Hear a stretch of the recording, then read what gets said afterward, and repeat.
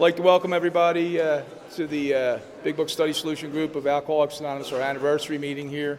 You guys are helping us celebrate the 15-year anniversary of the literature meeting. A little less than 3 years of Big Book study. Very relaxed study. A lot of great people come to this meeting, and we sit down and we read the book. We go line by line, and we try to just share our experiences and try to get you to understand the book. And I found for myself that the book contains a lot of important information for an alcoholic like myself. And we try to see if you can line yourself up with this book and find the solution that has changed many alcoholics' lives. And when I go to an anniversary meeting, I just want to eat the food and listen to the speakers, so we're not going to do any kind of long, drawn-in stuff. We got Bob coming in. He came in all the way from Las Vegas. We like to believe he came in just for us. But we know God sent him here for us. So help us welcome Bob D. from Las Vegas. He's going to be speaking on 10, 11, 12.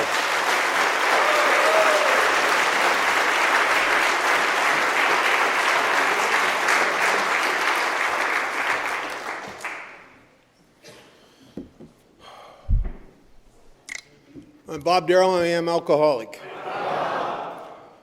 And only through the grace of a God that I was afraid to believe in, that I've accessed and maintained in my life through a process outlined in a book entitled Alcoholics Anonymous, the ability to remain reasonably sponsorable in a persistent and consistent effort in our primary purpose, which is to forget ourselves and try to help others. I haven't had a drink or any mind or emotion-altering substance since October 31st, 1978. And that's, sometimes it's hard to believe. I'm delighted to be here. I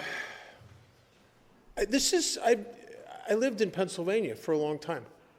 And I felt really good coming up here because I never drank in Doylestown. So I don't know any amends here that I know of. But I was telling Chris on the way up that I was in a band. I was the blackout guitar player. That I don't remember most of it. They eventually got rid of me. But if I was playing here at a hall somewhere and I did anything, just see me after the meeting. I'm sorry. I'm tasked with sharing my experience as honestly as I can with steps 10, 11, and 12. That's a big piece of pie for a small plate of an hour. But I will do the best I can.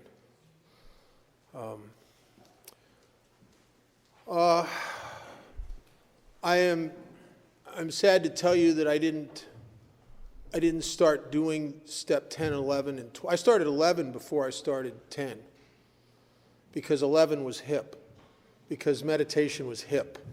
And I thought if I went to a lot of discussion meetings, people weren't talking about meditation, so I saw this as an opportunity to hone myself to such a state of spiritual perfection, people would want to touch the hem of my garment. And because I didn't know what meditation and prayer in step 11 was about. And I created a lot of problems in my sobriety because of a failure to do step 10 and 11. And so they got me making amends when I first got sober, but I'm cleaning up crap and messing crap up at the same time, right? And there were days there were times in my sobriety, I don't know if I'm making amends quicker than I'm doing wreckage or not. I mean, it was like because that's what happens to guys like me, sober, with good intentions. I make decisions based on self, which later placed me in these positions to be hurt and hurt others. And I step on the toes of people. I don't know it because I think I'm right. And I'm causing a lot of problems in Alcoholics Anonymous. And, eventually, at a little over 4 years sober, I went back through the steps, and I had an awakening that was pretty profound. And all of a sudden, the whole world looked different because it was the first time I ever did the fourth step out of the book. I had done 2 versions of a fourth step before that, but when I did the one out of the book, and this was our course, and I started to have that awakening to how the people I judged so harshly were like me. And I started to see my own spiritual sickness and how the fears and stuff that drove me drove them, and I started to look at them from a different point of view. And But I still didn't really use step 10 as a part of my life, so I started cluttering again. And you know what that's like. Without step 10 and 11 in my life, what happens is I become the only really serious AA member there is. And everybody else is stupid. And nobody else is doing it right. And I'm become that guy. But I don't know that I'm that guy because I think I'm right.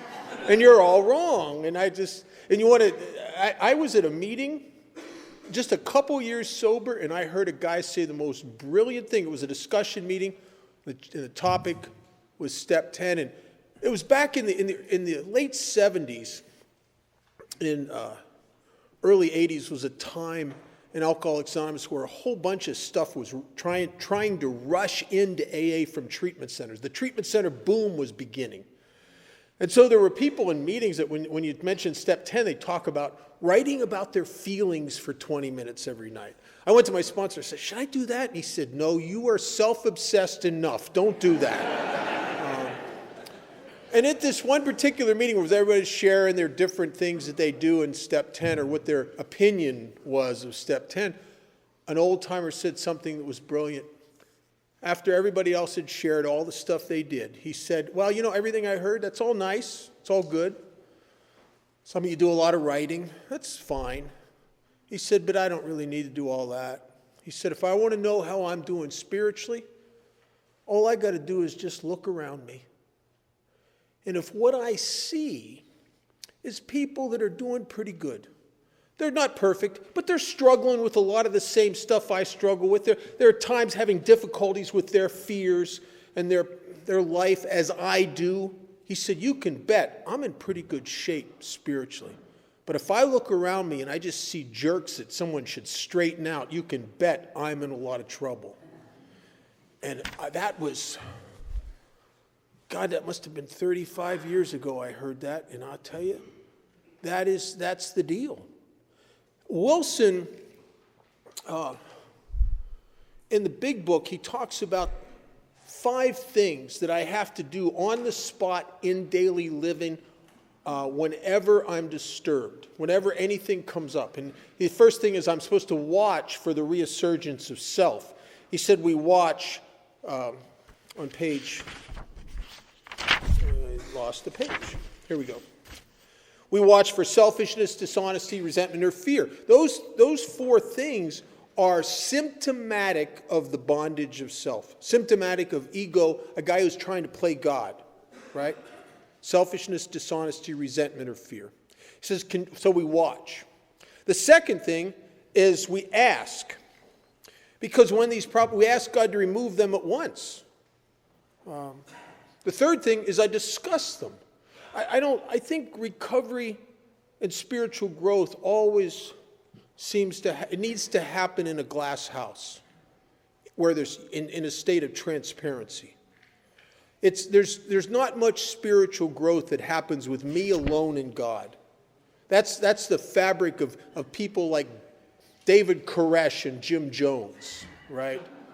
I discuss it with someone immediately, usually my sponsor. Am I sponsorable, or am I too smart for that now? Am I too egocentric for that now? Am I the guy who thinks he's so full of himself, he says, I got this, thank you. Thanks for all your years of help. But I'm a smart guy now. Am I that guy? Or am I willing to discuss these little petty, childish... it's hard. I don't mind discussing the big stuff.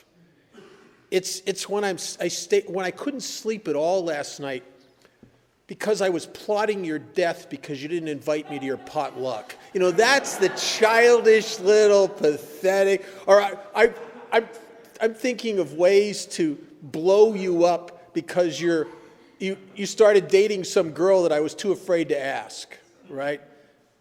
And little petty childish stuff. And little aspects of selfishness and dishonesty, how I create these illusions in myself about life that aren't true. Resentment, fear. Fear is a big deal.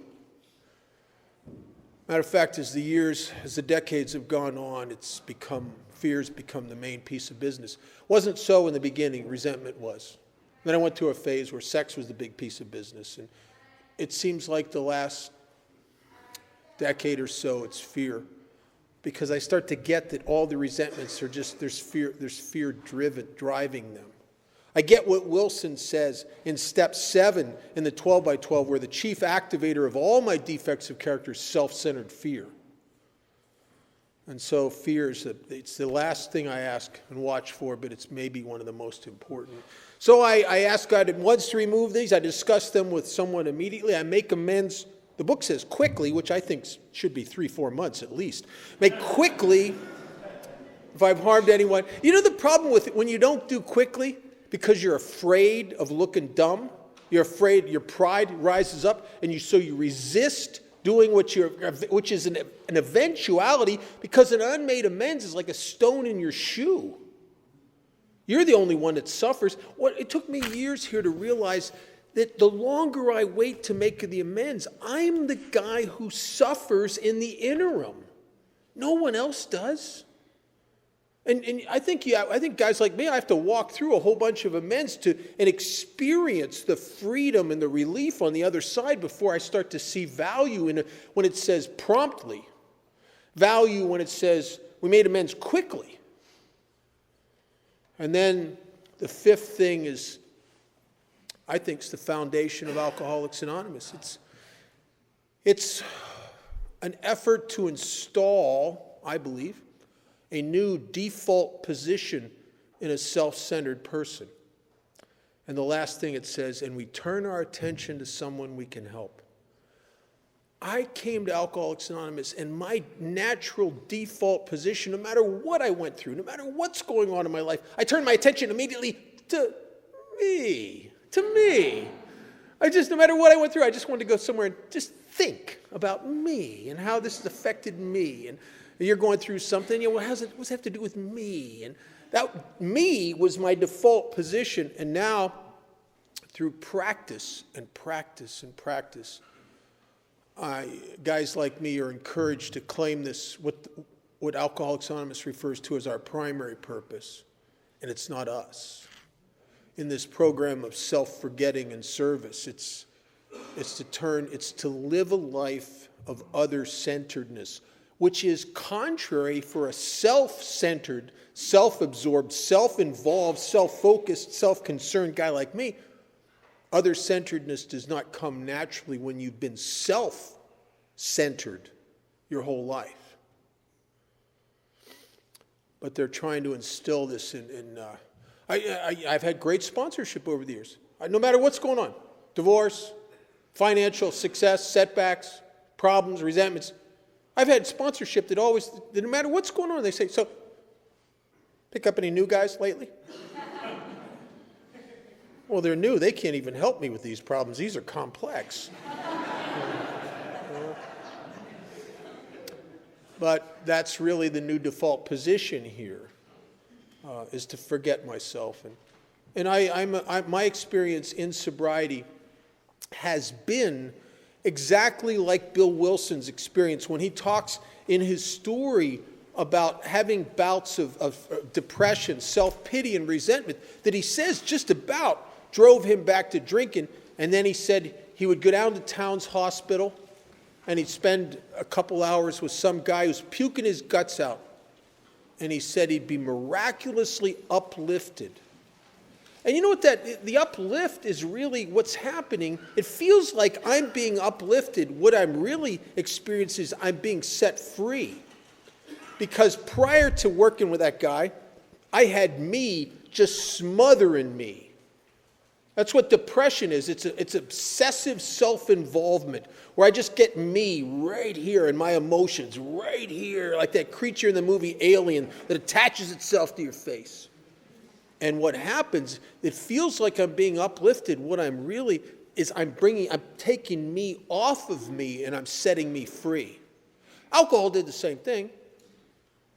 I don't know why you drank. I drank to be relieved of the bondage of self. I drank because I'd walk into a party or a bar and I'm so locked up in me, and depressed, I can't even talk to anybody. I feel stuck up in here. 5 or 6 double shots of whiskey, man, I could come out and play. 5 or 6, about 10 shots, I love people. Do you ever remember that feeling? Just, I love you, man. You know, right? I mean, that's freaking spiritual. You know what I mean? That's why I drank for that. I drank for connectivity, for freedom. And there is only one freedom. And it contains all freedoms, and that's freedom from the bondage of self. And so I have tried over the years to do this, and here's what I discovered about me.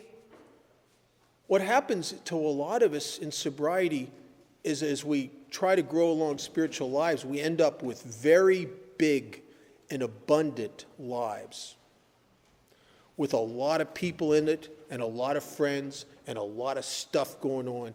And what happens to me often is when things happen, and I should have watched for it and caught it, like something that's producing anxiety or worry or fear in me, or a resentment, or some little dishonesty that's like a stone in my shoe. I just told you a lie. Now I don't want to talk to you anymore. I got to get away from you. Right?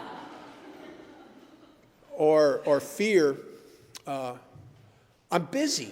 Instead of stopping and doing those 5 things, what happens a lot of times is I got stuff coming up. I got to do the next thing, and so I roll over it. And it seems like, okay, it's in the past. I rolled over it. But what happens is I sweep it under the rug. I don't know I'm doing that. And we'll talk about this a little bit in step 11, because 11's designed to catch what I don't get in step 10. But I roll over it, and if you do that for a while, I tell you what it happens. I start filling up with myself. I start becoming real sick. But I don't know it because it looks like it's you. I become defensive. I become serious. People in the bondage of self are serious people. Serious. We're self-righteous. We're right about everything. We're not judgmental, but we do notice at depth what you're doing wrong. So I get weird, and I fill up with myself and all the stuff that comes with that. And, you know, I think Wilson realized that we are like this. And so in the early 50s, he said something that he discovered was the benchmark. How do you know when you should do those 5 things? How do you know when you're spiritually sick? How do you know? What's the road sign that says, hey, Bob, do the 5 things? And in the 12 steps and 12 traditions in step 10, Wilson says it's a spiritual axiom, which if you've ever taken geometry, an axiom is something that's true under all conditions. He says it's a spiritual axiom that when I'm disturbed at all, no matter what the cause, what the reason, that there's something wrong with me. I need a spiritual adjustment here. The disturbance is the road sign that there's something wrong here. If all of a sudden I'm having conversations in my head with people that aren't in the room, there's something wrong with me. Right? If I can't sleep because I lay my head on the pillow and it's going like a rotisserie, there's something wrong with me. So when I'm disturbed at all, and Wilson says something in here that I take heed. Over the last 15 or 20 years, it seems that a lot of times my lot, the hand I seem to be dealt lately is changed a little bit. And I seem to be tasked with working with a lot of guys 20, 30 years sober that are about to commit suicide or drink again. And they're in a lot of trouble. But their ego doesn't want them to admit they're in trouble. And I'm sober long enough that they can't see people who are sober less than them can't talk to them because they'll lord their time over that person and push them away. But I don't care about that. Yeah. I've gone up to guys 40 years sober. I know we're in trouble. They'll tell, well, I'm 40 years sober. What do you know? Well, you may be 40 years sober, but it doesn't mean you're not an idiot. Doesn't mean you're not dying on the inside trying to cover it up and look good. It doesn't mean you're not living the double life it talks about in Into Action, where we create the stage character. So I seem to work with these people, and the book says something that's very true. It says it's easy to let up on this program of spiritual action and rest on our laurels. It's so easy, and it's seductive. Because what happens to all of us that throw ourselves completely into this program is pretty much universal.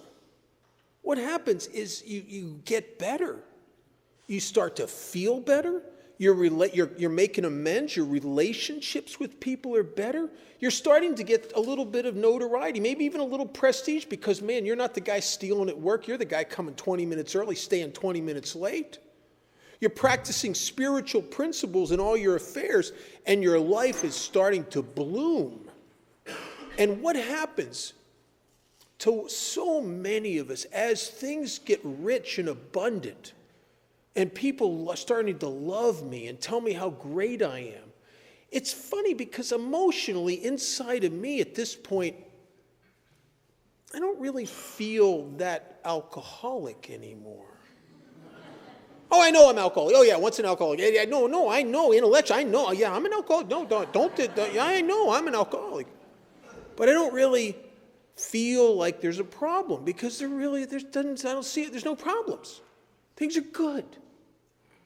And what happens is, if you're self-centered by nature, that means self-centered people often will judge how they're doing by how they feel, which is an erroneous way to judge how you're doing. I know people, I knew a guy, Frank, who committed suicide, 23 and a half years sober. 2 weeks before he killed himself, he thought he was doing the best he'd ever done. But not if you watched his actions. He didn't have a sponsor anymore. He wasn't helping anybody. His whole life was based on self-gratification. He had become his primary purpose, his relief, his gratification, his money, his sex. If he'd had a sponsor would have told him the truth. Yeah, you feel good, Frank, but you're doing terrible. Because his sponsor would have judged how he was doing on what he was doing, not on how he felt. And then there are other times, I know going through my last divorce, oh my God, there were days when if you'd asked me how you doing, Bob, and I would have answered honestly based on how I felt, I probably would have said, I'm not doing that good. I'm just hanging in there. I don't like this. I'm scared. I don't like this. I'm not doing good. I'm going to a lot of meetings, but I'm not doing good. Ask my sponsor, and you can ask him, he looks back at that, you can ask him this day, how was Bob doing through that? He said, Bob was doing good. He called me more often than he ever called me. He made both of his commitments at the detox every week. Had his commitment at his home group. He was sponsoring guys. He was going on 12-step calls. He was fumbling with a relationship with God that I'm sure he didn't feel that connected, but he took the actions. And he would have said, based on what I was doing, he would have said, Bob's doing really good, even though I didn't feel like it. Because how I feel is irrelevant except to my own self-centeredness. And so it's when it says it's easy to let up on the spiritual program of action and rest on our laurels, they're not kidding. The book warns us, it says we're headed for trouble if we do. For alcohol is a subtle foe. And I've watched too many really, really good members of Alcoholics Anonymous come to their own demise sober just because they incrementally, slowly, over a period of a few years, just diminish their own actions and involvement in this program recovery, and they don't know that they're on their way out because they're feeling good. My friend Debbie, God, when I got sober, she was one of the pillars of Alcoholics Anonymous. She was involved in the convention. She was involved in intergroup. She was a GSR. She was everywhere in AA. If you were to come in 1978, if you were to say, who's one of the strongest women in AA, Debbie would be one of probably three. At 43 and a half years sober, she put a pistol to her head and blew her brains out. Now you think, well, how'd that happen? It didn't happen overnight. It was a slow, incremental compromise of actions, and she never understood what was happening because she felt good through the whole thing. It's like that old adage that old story of how do you boil a frog. If you've ever taken biology and you try to work with live frogs, man, they got hind legs that are amazing. If you took one and you threw it in a pot of boiling water, it'll get scalded, but it'll get out of that pot because its legs are so strong, it'll jump right out of that pot. In order to boil a frog alive, you have to set it in a pot of lukewarm, room temperature water, and it just settles in there and gets comfortable. And if you turn it up slow enough, it never understands what's happening to it. And it will stay there until it dies. And that's, when you think about it, that's exactly what happens to us. For God's sakes, if you knew anyone you've ever known who's drank again with long-term sobriety or committed suicide, my God, if they knew they were in trouble, they'd have done something, but they didn't know. That's the problem. I go to this detox twice a week for 37 years. Very rarely is there a week goes by where I don't see someone in there who drank with over 10 years of sobriety. Rarely. And if you ask them, a couple weeks before you drank again, did you think you were in trouble? Nobody thought they were in trouble. I've heard people say things like, man, I don't know why I drank. I was making deep six figures a year. I had 2 paid-for cars in the garage, 3 kids that adored me. I had everything I wanted, and there was no problems on the horizon. I don't know why I drank again. But if you would have watched their actions in a program of recovery, you'd have get it. This guy says to me, I don't know why I drank again. I had 2 new cars. I thought, that's the craziest thing I've ever heard. I mean, if you went into a hospital where a guy's coming out of a diabetic coma and he says, I don't know why I went into a diabetic coma, I have a new car, you'd want to slap him, wouldn't you? You want to shake him and say, what's wrong with you? But in alkalogic, that crap makes sense, right? See, because this is seductive and it's reasonable and it talks to you all the time. And how often we're so used to listening to that chatter in our head because it's so seductive and reasonable. It's not like my sponsor's voice, who can be harsh and demanding and wanting me to pay back money that I need that money more than they do. This voice will say, oh, Bob, you really need that money. Maybe take a newcomer to lunch. That would help. Then you don't have to make all the financial amends. It'll say crazy things to me. So it really is. And the book says that what we really have, we're not cured of alcoholism, but what I really, truly have is a daily reprieve, and it's not contingent on my spiritual condition. Thank God. It's contingent on the maintenance of my spiritual condition, because there have been days where if my sobriety was contingent on my spiritual condition, I might be in trouble, because I've had days in sobriety where my spiritual condition was terrible. Going through divorce, going through financial upheavals, I don't know what's worse, when you're losing money or making money. They both throw you off balance. But it's contingent on the maintenance, which means it's contingent on my actions. And I think we have a similar experience here.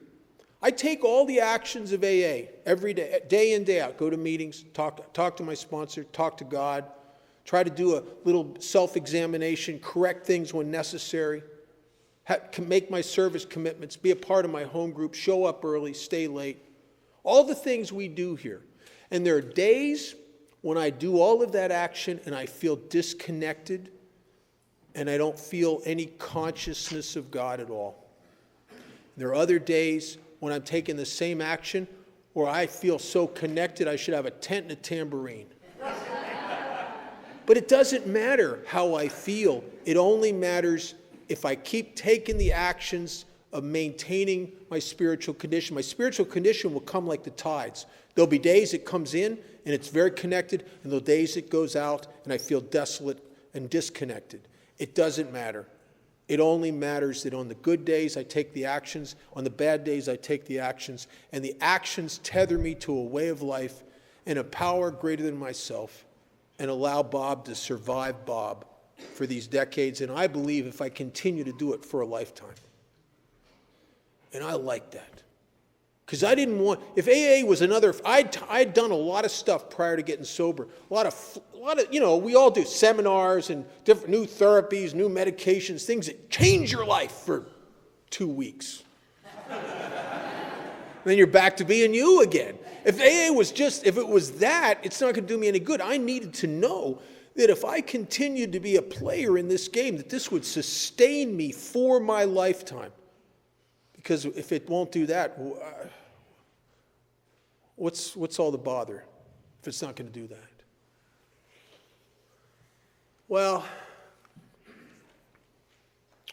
step 11 was one of the most confusing steps to me. One of the problems I had with step 11 is that I had so much information in my mind that wasn't true. It makes it hard to learn anything new. And I grew up with, I'm a child of the late 60s and early 70s. Meditation was hip.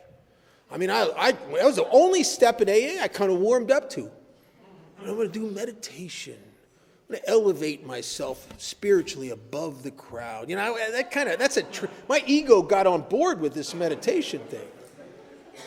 So I come to the big book. I'm in my first couple years of sobriety. I come to the big book. I'm going to meditate. Turn to page 85. The bottom of the page starts the section on step 11. You know how you can tell? Because it says in italics, step 11. They put it in italics for some of us that are slow. It says it suggests prayer meditation. It goes on to say it would be easy to be vague about this matter, yet we believe we can make some definite and valuable suggestions. Okay, I'm ready. Here's what it says. When we retire at night, we constructively review our day. Were we resentful, selfish, dishonest, afraid? Do I owe an apology?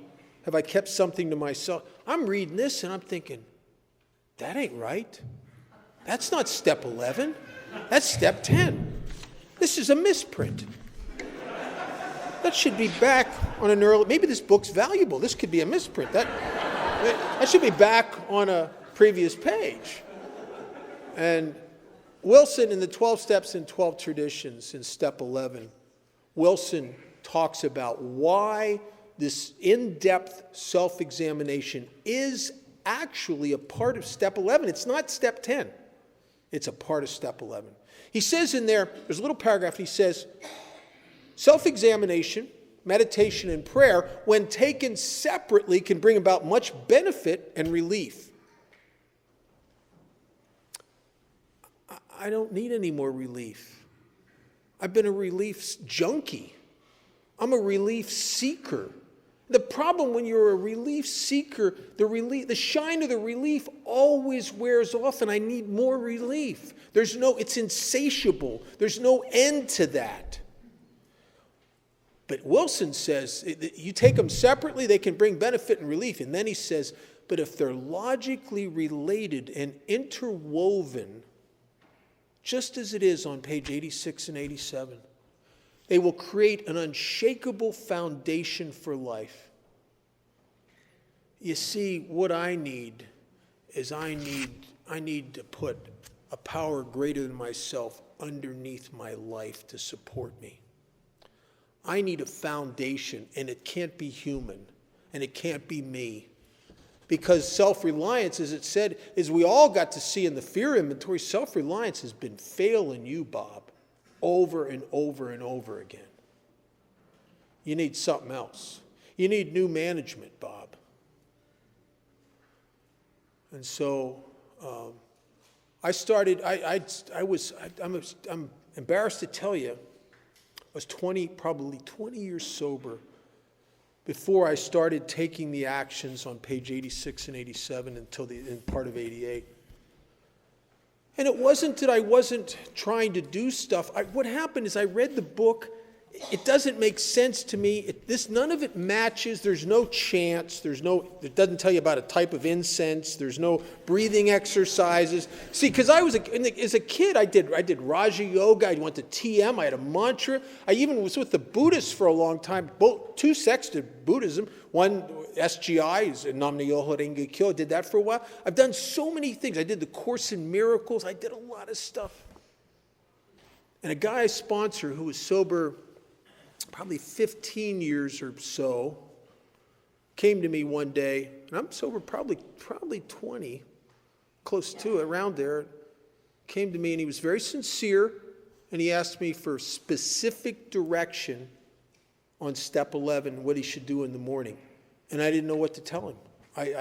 The problem is I'd done so many things, both versions of the prayer of St. Francis. I did so much stuff over the years that I don't have one thing to tell him that's definitive. I don't have the home run. I have a whole bunch of stuff. It's good, and it is all good. Matter of fact, the book says be quick to see where religious people are right. Make use of it. In addition to, but I'm doing it in substitution for, because I never did what it said in the book. So I told him I said, look, just do what, I gave him the direction that they teach us in Secret Sponsor School.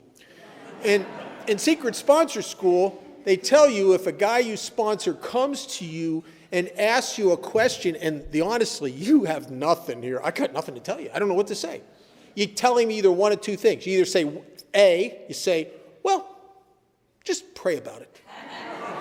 If your sponsor you ask your sponsor a question, and he just says, just pray about it. What he's really saying is, I got nothing here. I don't know. Or B, just do what it says in the book. Well, that's what I told this guy. I said, just do what it says in the book. Well, without prejudice, without opinion, he started literally doing what it says in the book. And in no time at all, he was doing better than I was. And I don't like that much. And I remember thinking to myself, wow, maybe I should do that.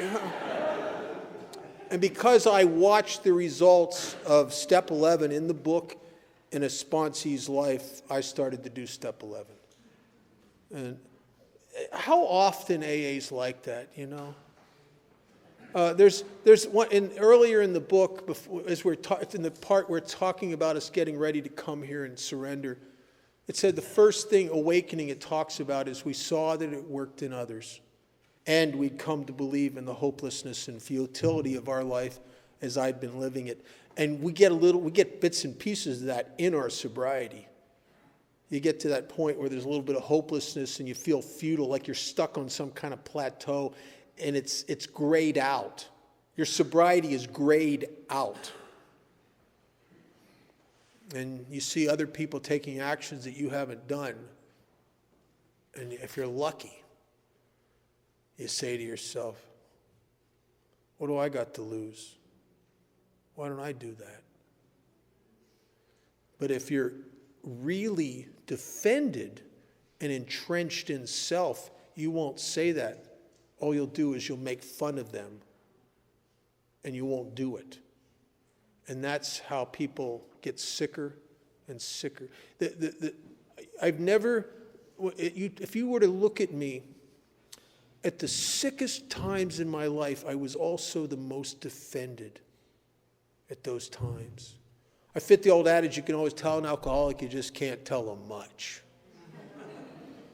And so I started doing this, and my life started to really get better. Here's what I discovered. I discovered that step 11 is not designed to elevate me spiritually. It's designed for unity.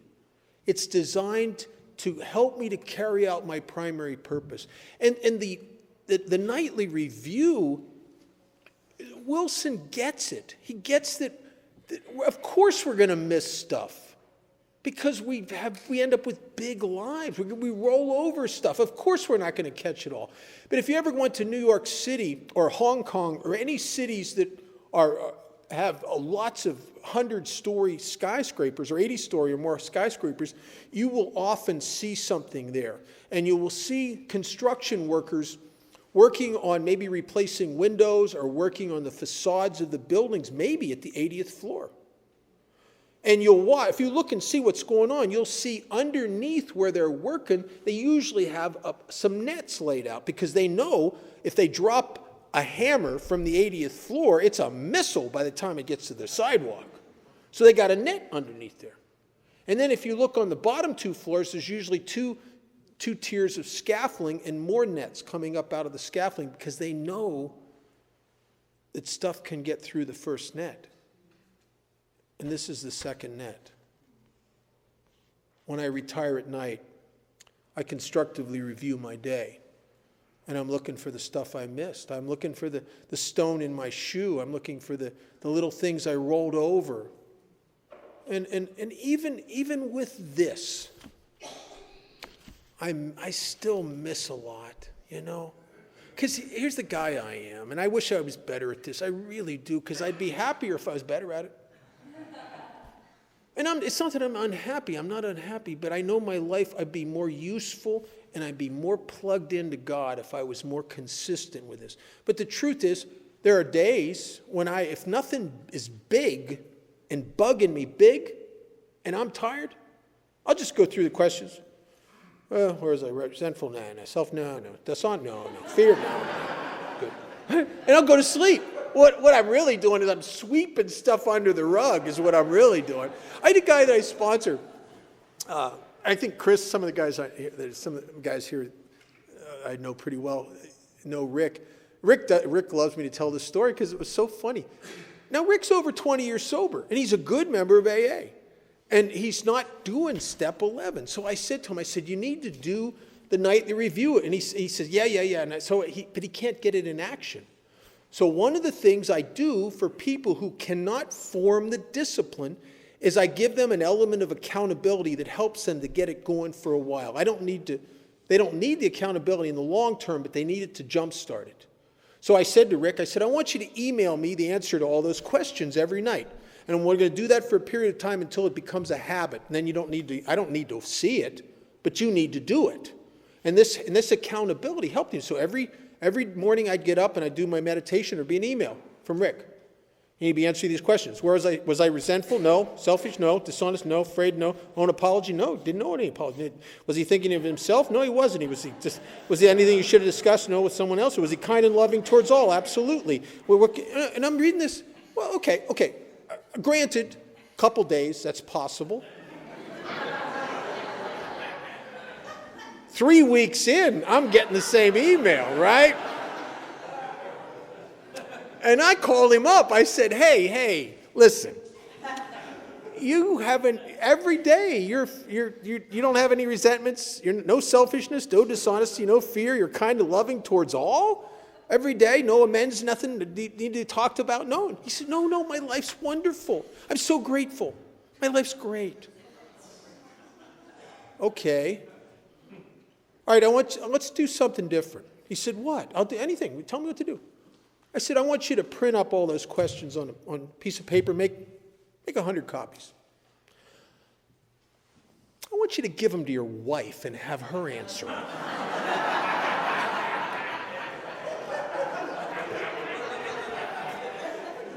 There's silence on the phone for about 5 seconds. And then I hear this little wimpy voice go, "That's not fair." Because when he looked at it from what his wife would see, he went, "Oh man." But that's self-delusion. It's psychotic wishful thinking. It's every day of my life. I'm resentful somewhere, selfish somewhere, afraid, anxious somewhere. But oh my God, I don't want to be that way. So I start to imagine I'm not when I really am. It's psychotic wishful thinking. The book refers to it as self-delusion. One of the questions that throws me off balance a lot is the question, was I kind and loving towards all? I think all's unfair. Because, come on, there's some people in the world that just don't deserve kind and loving, for God's sakes. I'm kind and loving to people that are kind and loving to me. But they're talking about love and service and tolerance without opinion and without prejudice or judgment. They're talking about what my grand sponsor used to talk about, Chuck Chamberlain. He used to say this. I remember the first time he said it, something inside me just balked at it. He said, it's not my business to take care of my life. That's God's business. It's my business to help God's kids do what they want to do because I want to help them. And when he said that, I said, what they want to do? Well, what if what they want to do isn't right? Love and service without opinion or discernment. Tough, tough stuff. And see, what happens to me often is I will ask myself that question. And all of a sudden, I'll remember the waitress that was having a bad day in the restaurant. And I didn't say anything to her because I've been sober long enough to have learned restraint of tongue and pen. But I ain't kind and loving. I'm withdrawn and I'm distant and I'm like a little bit smug, a little bit with, you know how we get. I don't say anything that I have to make amends for, but I'm absolutely convinced if I dislike you enough, you'll feel it. And they don't feel it. I don't think they feel it. But I'm not kind and loving. And what happens is when I look at that, what I realize, if I can get out of myself enough and pull my head out of my butt enough, what I can see is a truth. And the truth is that woman, that's me on a bad day when I'm full of fear. That's me when I'm scared.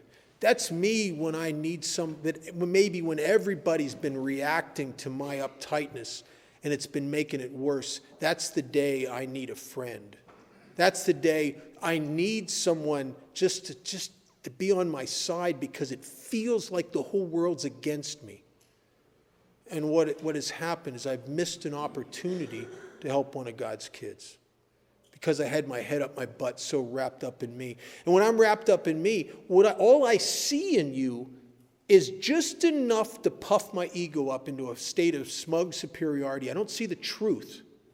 Because if I saw the truth, I'd see the you that is in me and the me that is in you. I'd see that's Bob. That's Bob when he's real scared. That's Bob when he's having a bad day. That's Bob when he's really frustrated. That's Bob when he's walled off and he's alone. That's me. But I miss those opportunities. I catch some of them, but I bet you, objectively, I don't know how many I miss, but I probably miss 50 to 100. I don't know. I miss a lot for every one I catch, but the ones you catch will change your world. When all of a sudden you're awake and that ticket agent at the airport is being slammed by people and they're all uptight, or maybe that waitress is just being slammed because she's really behind and she's having a bad day. And you get it. And you get it. And maybe you're the one kind, understanding voice in what was been a bad day for her. And now you're closer to fulfilling your primary purpose of helping one of God's kids. I miss it a lot. I wish I could catch more, because when you catch one, it lights you up. You walk away from a situation like that, my God, it's amazing. It's amazing. That's better than anything I've ever smoked or drank. That's amazing. And I miss most of them. I'd like to catch more. One of the warnings, there's two warnings in in step 11. The one is, I'm curious, how many people here are sober over 5 years? Oh, okay. So I would imagine most of you that raised your hand, and everyone sober over 20 or 30 years for sure, are not going to think this applies to you. Here's the warning. It says, being still inexperienced, not me, I got 37 years, not me. Being still inexperienced and having just made conscious contact with God, well, not me, I've been in the God business a long time. Being still inexperienced and having just made conscious contact with God, it is not probable that we are going to be inspired at all times. We might pay for this presumption in all sorts of absurd actions and ideas. I've been doing something with prayer and some sort of meditation every day of my life, most days, more than once, for over 37 years. And I want to know the truth. I am still very inexperienced.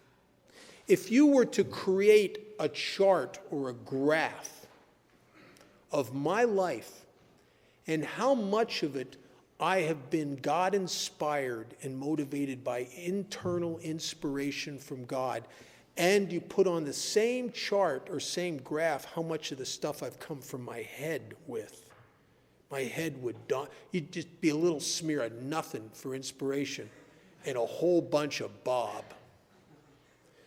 So it doesn't matter how long, in the big picture, weighing it out, I've come from self a lot more than trying to figure it out. Maybe self's used my sponsor. Maybe self's tried to use spiritual principles. But inspiration from the God within? Tiny little smears at best. And then saying, and having just made conscious contact, well, that's always true. Because if I have conscious contact, you can bet I just made it because it doesn't last. Now, faith can be 24/7, but not conscious contact. There's a big difference between faith and conscious contact. One of the difference, if you were to leave here tonight and you went and got in your car and you drove out on the highway, you drive out there with complete faith that there are police and traffic laws, and you'd have complete faith in that. You get a cop in your rear view mirror with his lights on, you got conscious contact. Right? One is right in reality, right here, it's real. The other one's just up in your head. The problem with up in your head is, Father Martin said it best, that when emotion and intellect are in conflict with each other, the emotion will always win because it persists and it grinds. That's why, for most of us, I will always need a sponsor. I will always need sponsees. I will always need a home group, because the moments in my life when I need help from God the most are also the moments when I'm the most disconnected. Right? That's the time. When I really am desperate for direction, I can't access that intuition inside of me, because I'm too full of me. And if I think, and here's the dangerous thing, driven by self and a lot of fear at those moments, if I start imagining that what I'm coming up with is divine inspiration from God, the book says I'm going to pay for this presumption in all sorts of absurd actions and ideas. I know guys that have gone to prison with double-digit sobriety because they thought they were doing God's will. Look, here, a great example. When I got sober, there was a guy in the news, Jim Jones. Anybody remember Jim Jones?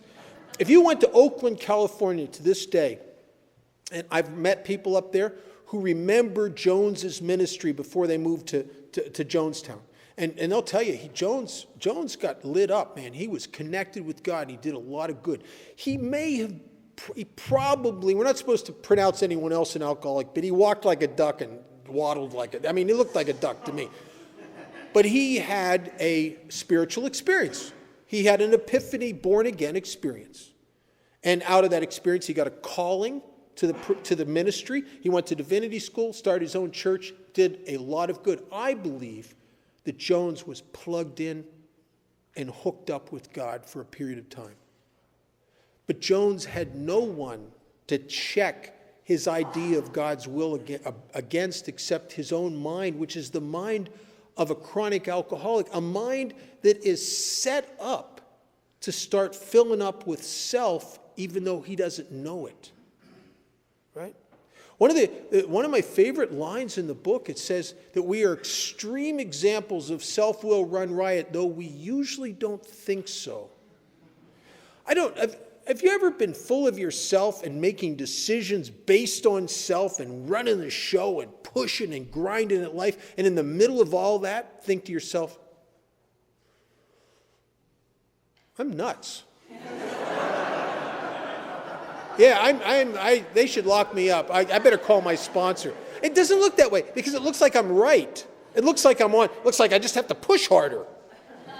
When all else fails, get a hammer. So if Jones would have had a sponsor, someone, but he just has himself. You know that the sponsor, if he had called the sponsor up, the sponsor would have said, Jim, the Kool-Aid's a bad idea. I mean, he would have had to say that, right? There's a guy in Las Vegas in AA. I could say that I wouldn't tell this in Vegas because somebody might figure out who I'm talking about. But I can say it here because I'm not mentioning the name and nobody will ever figure this out. Nobody will ever know who this guy is. But there's a guy. Actually, he got sober in California. And at a year sober, he decided he was gay, which is fine. I sponsor a bunch of gay guys. That's cool. Without a sponsor's direction, he decided to have the full sex change operation, where they cut stuff off and add stuff and do all that stuff. Pretty severe operation. Well, he becomes a woman. I think he might have been an okay-looking guy. He was an ugly woman. Ugly woman. After 3 years as a woman, he decides he's not gay, so he becomes a lesbian.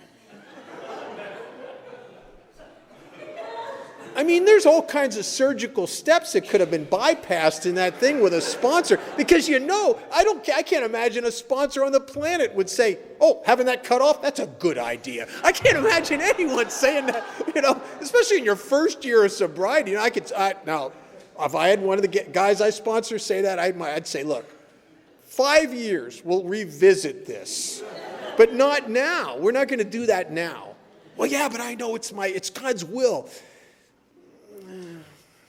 Let's wait. Let's just, you can't give God's will the bum's rush. You know what I mean? You can't find God's will in a sense of urgency. That's not God's will. That's you. That's you that's got the urgency. So I just, cool it. Cool your jets. Cool it. Well, you still got jets. Cool them. So we can pay for this. Because what happens? Now, the whole main purpose of Step 11, it says this both in the Big Book and in the 12 Steps and 12 Traditions. The whole purpose of this is for me to align my will with God's. And when you're doing that, you're deluding yourself that God's come to his senses and has aligned his will with yours, right? And that's one of the beauties of Alcoholics Anonymous is captured in the word only in Step 11. I think it defines us. I mean, as a spiritual way of life that may very well be above a law. At least when I'm in a hotel Sunday morning waiting to go to a meeting at a conference, and I flick through the channels, I don't see very many. I don't see anybody on there that's talking about only. Even the best of them seem to be encouraging their flock to pray for abundance and good health and all this stuff. We don't do that in AA. Because we pray only for knowledge. It's an acknowledgement, it's a surrender, and an acknowledgement that we don't know. It's a trust that God's vision of Bob's life is going to be better than Bob's vision of Bob's life. And it's not my job to pray for specifics.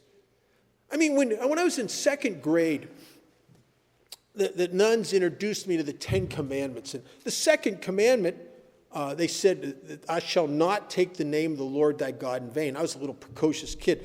When I discovered the F word, it was like magic. That word could make the nun's face turn red. I mean, that word make my mother go crazy. It was better than abracadabra. I mean, this was really worked. Abracadabra didn't do nothing. This word worked. And so they told me that I could go to hell if I keep saying that.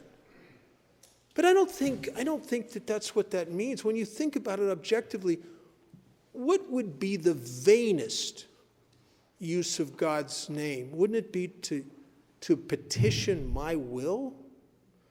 Is there a vanity greater than that?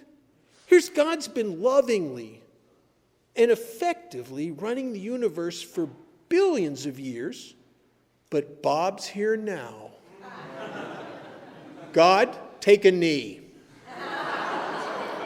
You better write this down, God. Even the serenity prayer runs contrary to our 11th step. It's a give me prayer. You're giving God direction. God, grant me serenity. Write this down, serenity. Make sure you don't forget that. Courage. I need courage. Better give me some courage. And wisdom. Yes, God, wisdom. We pray only for knowledge of his will for us and the power to carry that out.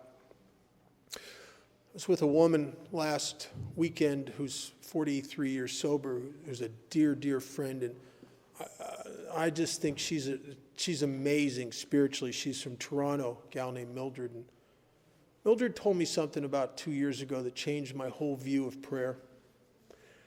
And I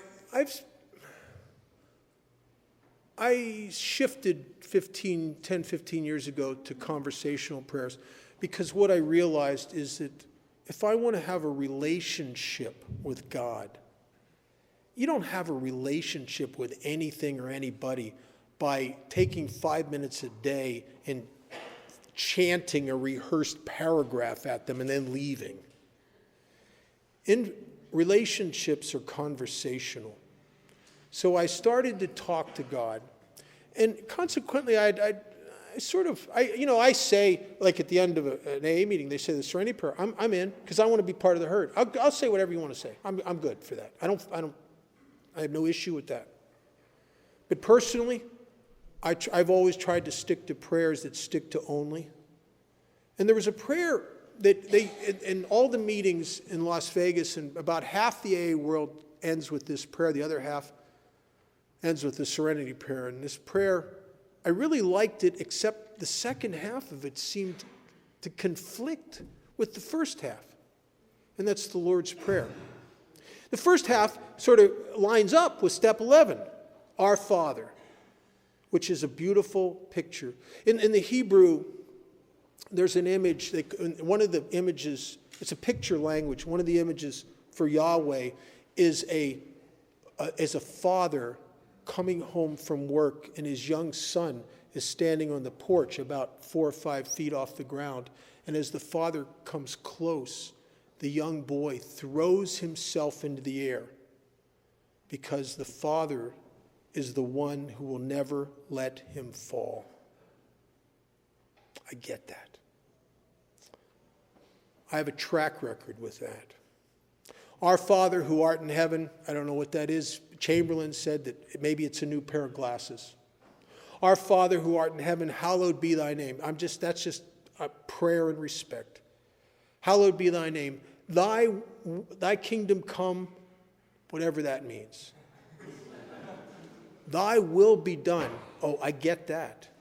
On earth as it is in heaven. And then the prayer shifts. It goes from honor, respect, acknowledgement, and alignment with God's will to start giving God direction. Give us this day our daily bread. Write that down. Write that down. Forgive us. Don't forget this. Forgive us. Start giving God direction.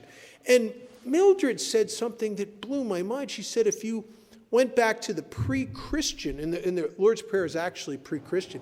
It existed for a long time before Christianity picked it up, before Christ picked it up in the Sermon on the Mount.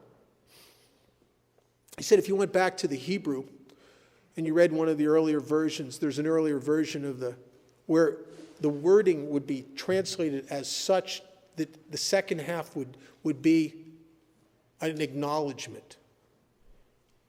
You give us this day our daily bread, and you always have. You forgive us our trespasses as we forgive those who trespass against us. Thank you. And you lead us not into temptation, but you deliver us from evil. And when she said that, all of a sudden, I started being an advocate of saying that prayer again. I'd stop saying it. I'd say it in rote at the end of a meeting. But it didn't mean anything to me, and now it's one of the few prayers that really line up with the 11th step. I'll take about 2. I got about 5 minutes. I'm going to take about 2 minutes, and I'm going to talk. And I'm going to end a little early about step 12. Do it.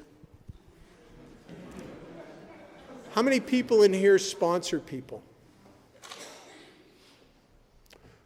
Not all the hands went up. Which is fine. That's actually, in this group, more hands went up than that's probably the norm in AA. This is a good group. For those of you who are not sponsoring anybody, and I run into people all the time, and they're good members of AA, they make coffee, they do a lot of stuff, but they won't sponsor anyone. And I'll say, how come? And you'll hear this often. Well, it's not my niche. How do you know that? Well, I sponsored a couple people and none of them stayed sober. Oh. Then I have to tell them the story of Bill Wilson. December 15th, 1934, Bill Wilson exited Towns Hospital. He was alone. He had no sponsor. There's no AA meetings. There's just a bunch of people he knows in the Oxford group, and that's it. He was totally alone. But he had an idea that had come to him after he had his spiritual experience in Towns Hospital. He's laying in his hospital bed, and he said the thought came to him that there were thousands, maybe millions of alcoholics out there, and maybe if he helped them, he'd be okay. And he got out of that hospital with that idea and that idea only. That if he could just devote his life to helping others like him, that maybe he could stay above water and survive. And he did. And from December 15th, 1934 to May 10th, 1935, which is barely 5 months, Wilson worked with 96 failures. One guy committed suicide in the house on Clinton Street. Another guy, Bill had one suit for interviews. The guy stole his suit and sold it for wine. Another guy stole the coffee pot out of the house. And Wilson persisted until he finally met Dr. Bob. So you worked with 3 people and none of them stayed sober? Well, hey, you got 93 more, I think. There's a spiritual principle that if you throw enough crap up against the wall, some of it sticks. So your job's not to get people sober. It's to fling crap. That's your job. Just keep flinging crap. Go to the detoxes. Go up to people. Say, do you have a sponsor? I'd love to sponsor you. It's important to me. Here's my number. You do that 3-4 times a week. You'll be surprised what's going to happen to your life over a 6-month period. But you got to do what Bill Wilson did. Bob didn't ask Wilson for help. Wilson sought out Bob to save his own life. As I seek out people, I need to sponsor people because God works through the people I sponsor to help me. It's a funny thing, but the helper gets the help here. If you come here and you're just a taker and you just want to just do for you, I'm telling you, if you're a taker here, all you're going to get is alcoholism because that's pretty much all we got. But if you can make the transition from the taker to the giver, the universe opens up for you and will facilitate your life. I look at all the people I know in Alcoholics Anonymous that are sober a long time that are happy. You watch their feet and their actions, and they're out busy sponsoring people and helping others and doing service and showing up early and shaking hands. And you watch them, and there's no doubt from their actions that their primary purpose is no longer themselves. And I want to be that guy. I want to be that guy. And I try to be that guy. My sponsor's that guy. A lot of the guys I sponsor, I got some guys here that's the guys they are. And it's not talk. It's action. Talk's cheap. I know people in AA that give a great pitch from a podium, and then their whole life is just about them. I don't want to be that guy. You know why? It hurts too much. Thanks for listening.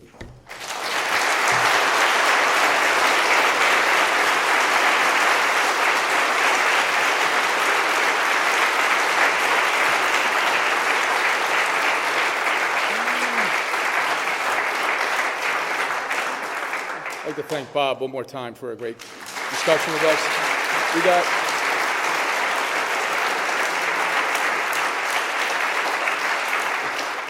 Please be mindful of the church. Clean up after yourselves. We've got a ton of food. Help us eat it. Maybe take some home with us.